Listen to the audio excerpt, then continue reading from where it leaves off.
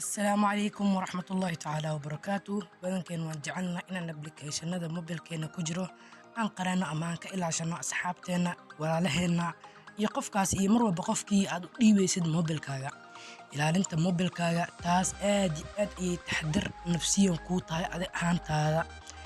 dadka qaar waxa ay aad uga walwalaan in applicationada mobilkeeda ku jira hadii ay qofka u dhiibaan applicationadaas waxyaalo ka soo gaaraan.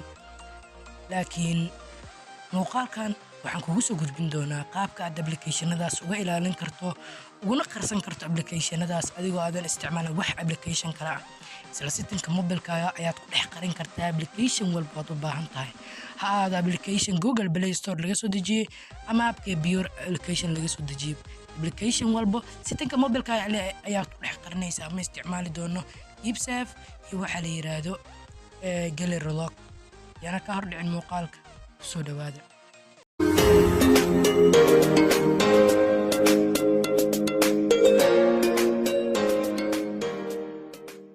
اوكي marka asxaabay applicationada iyo wax walba u baahan tahay ma jirto intaan dhex qarinayno applicationadaas oo mobilkaaga ku jira. marka hasdeen marka application ayuu si xoda macna loo soo dagaa wax application lama soo dagayo hore taas ku ay digay application aan soo dagayo ma jirto. tusaalanaad application aan ku baraaweynaya tusaalana waxaan doonayaa inaan qariyo application kale yahay PixArt.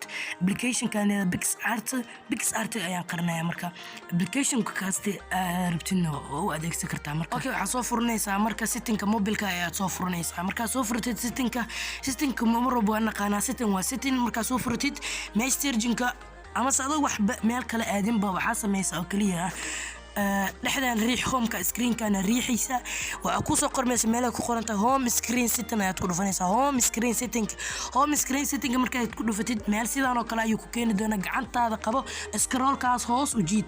hoos markaad tagtid waxa arkaysaa meel ay ku qoran tahay hide apps kaas ayaad ku dhufanaysaa.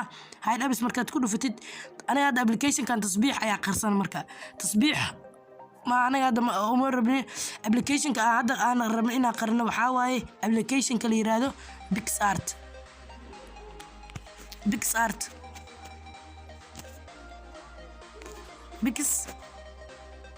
ما حضرت أنا قرال أو ده هكذا مرك أوكي مرك application كذا تكساري ماس أبلاي أكلها. اوكي marka aan soo baxno qaybta home aan tagno application-kii aaway application meeshan oo dhahayo PixArt kuma jiro. taasna waxay ugu wacan tahay settingka mobilkaaga ayaa waxa ku jira sir aad iyo aad u muhiimsan. waan filayaa inaad ka bogsatay xadaartina waa soo ceshan kartaa isla sidoo kale home screen-ka ku laabanaysaa. home screen-kaas markaa gashid hoos ay soo jiidaysaa daabid meeshaas minus ay ku qoran tahay ayaad ka qaadaysaa oo kaliya apply ayaa dhaysaa. apply ayadoo dhin wax kuma suurtagalaa. okay aan ka baxno aan ku soo laabakana. okay waa ujeedaa PixArt oo ujeedaa sax. waan filayaa inaad ka bogsatay casharkan. haddii muuqaalka ku cajibiyay fadlan like saar, haddii uusan ku cajibinin dislike saar fadlan. oo haddii aad horey u ogeed qaybta commentiga noogu reeb fikradaada ku aadan. haddii aad haysid application aad iyo aad uga fiican midaan anaga isticmaal qaybta commentiga waa laga wadaagi kartaa. share dhis asxaabadan uga faa'iideysiga sida iyo amaana Allah. wassalaamu calaykum waraxmatullaahi wabarakaatuh.